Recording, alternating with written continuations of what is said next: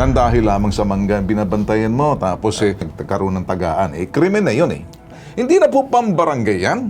Diretso na ang pulis dito. Baka siguro naglalakihan ng mga bombolyos ng mga pulis dito Hinayupak ng mga pulis natin Yung estilo ng inyong pag-iimbestiga, katangahan, kaistupiduhan, etong ginawa ninyo, tinaga na maputol ang kamay, hindi nyo pa tinatanggap kasi binababa nyo sa barangay. Naintindihan mo ba to? Ipaabot mo roon sa korporal ninyo at sabihin mo sa kapitan ninyo, tumawag na ako, buisit ako, nagagalit ako.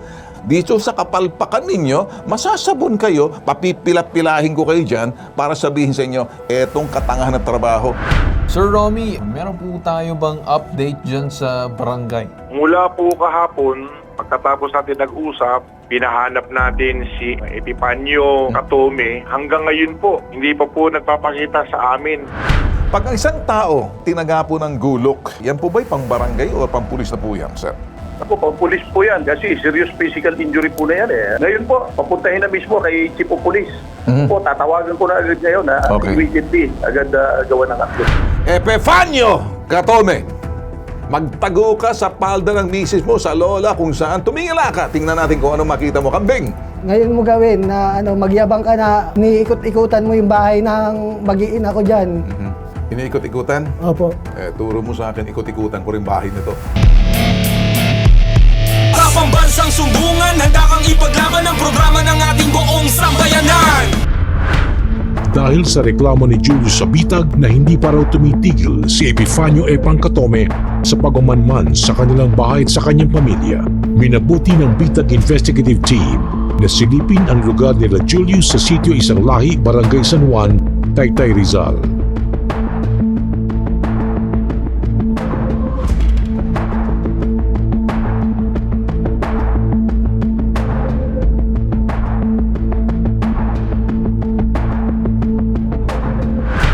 Ito po yung bahay ng tumaga sa akin, ma'am. Sa likod po ng saging, ma'am. Ayan po yung bahay ng tumaga sa akin. Dito po ako napatakbo nun, ma'am. Nung hinabol niya ako ng taga, paikot po ako doon. Dahil sa nangyaring pananaga at takot ni Julius na muli siyang balikan ni Epang, ay minabuti muna niyang umalis sa kanilang tinitirhan. 3 linggo na nitong hindi nakikita ang kanyang pamilya. Kaya naman, nang makita nito ang kanyang mga anak, ay hindi napigilan ni Julius na maging emosyonal.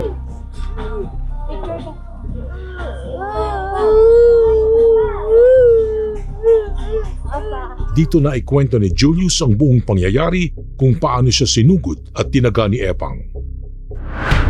Diyan po, nakatayo po siya dyan. Bigla po nung kausap ko po yung 911 na pulis na tinawagan ko, paglingat ko po, bigla niya po ako sinugod. Ginanon po bigla niya ako sa parting ulo.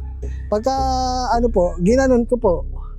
Dahil tatama po sa mukha ko, sa ulo ko Bali nandito na siya, nandun naman po ako. Nung bigla po inundayan na naman ako, yun, nakatakbo na po ako. Hinabol pa po niya ako hanggang doon sa baba. Nahihilo na po ako sa dami ng dugo po na medyo nagdidilim na rin yung yung paningin ko. Ang naisip ko lang po talaga, tumakbo na lang. Kinatok rin ng bitag at tanod ng Barangay San Juan, Taytay, Rizal ang bahay ni Epang, ngunit sarado ito at nakakandado. Kaya naman sunod na pinuntahan ang bahay ng anak ni Epang.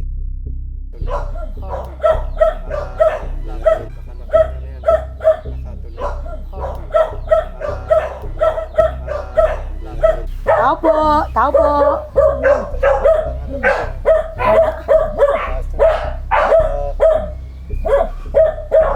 Nasa taas. May chinelas Tao po!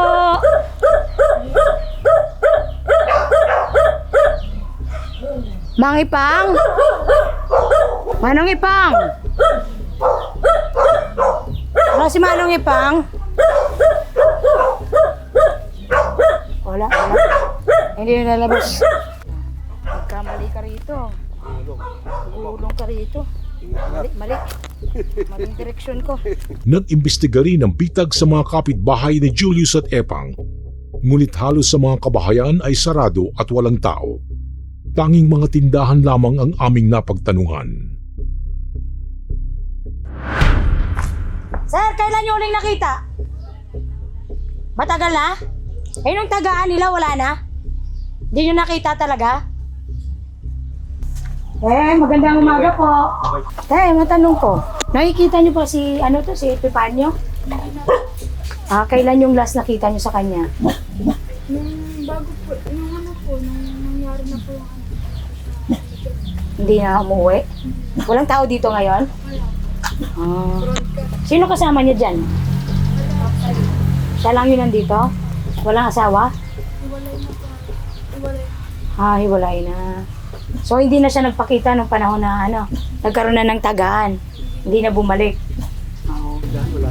Dito si ma'am. Ma'am, kailan yung last nakita to?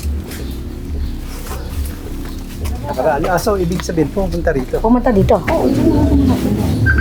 Pero itong week na to, napadpad ba? Anong araw nung nakaraang linggo? siya nagawa ko si John. Gumawa pa rito. Nung nakaraang linggo. Dito na kumpirma ng bitag na matapos ng pananaga ay tumakas at nagtagod na rin itong si Epang. Pinuntahan rin ng bitag ang nakakatandang kapatid ni Epang na si Ronnie. Si Ronnie ang punot dulo ng kaguluhan na siyang nagpapitas ng bunga ng mangga na walang paalam. So, kayo sir, aminado naman kayo na kayo nag-utos para i-harvest yung mangga? Opo. Kasi amin na bago sila napuntan, mangga na yan dyan, tanim na yan dyan. Dati naman yan kakuhin na tanim ng matanda dyan. Hindi, ang may tanim ng matanda niyo po. Pero kahit sabihin na natin na matagal na kayo nandyan, panahon pa kayo ni Rizal, o panahon pa kayo nag-dinosaur dyan na nagtanim, meron po tayong sa batas natin na kung kaninong lupa, yung tinamnan mo ng puno, kahit ikaw po ang nagtanim, hindi mo po puno yan. Kaya nga po. Ang punto lang po, may nakatira na po roon, na dapat hindi nga po sa akin, kung wala po nandyan, dapat pagpaalamanan. Syempre sila po nabastos pa yung feeling nila nabastos sila unless po hindi nyo sila nire-respeto nakatira roon. Sobrang nga pagrespeto ko dyan sa kanila bakit So dapat nung wala pang tao, dapat ang ginawa ng mga tao nyo, hindi muna tinuloy, inantay po muna sila. Pag dumating kasi, hindi naman siguro mauubos yan kung mag-aantay lang ng wala nga po tao na sabi nung pinakyat ko, wala naman daw tao. So tingin niyo sir, may mali o wala? Palagay ito, binigyan na lang ng mali. Hindi, may mali o wala? May mali o wala? Parang sa akin laman, di ko kamalian yun. Yung bakit umabot din sa pananaga? Basta nabalita lang ako, naghabulan. Pero hindi ko alam na may tinamaan na yun. Pero sabi lang, may hinabol daw si Pang. Ang tanong ko ngayon, nasaan si Mang Epang? Ay, hindi ko po alam yun. Basta kung nasaan. Kasi po, ang aking nun, sabi ko, kung wala pa naman pag-aayos lang kayo ng barangay. Hindi pang barangay yun, no? Kaya nga po, kung napatay to, murder na to kasi pinagplanuhan kaya nga po, kung Mas maganda sumuko na lang, sabi ko. Maganda, fresh, kung kay na ma'am pupunta mismo. Para Doon siya maibigay niya sa inyo, Doon siya pupunta sa opisina nila, ma'am, para maibigay niya yung kanyang side din. Nakausap siya ni Sir Ben, umarap siya.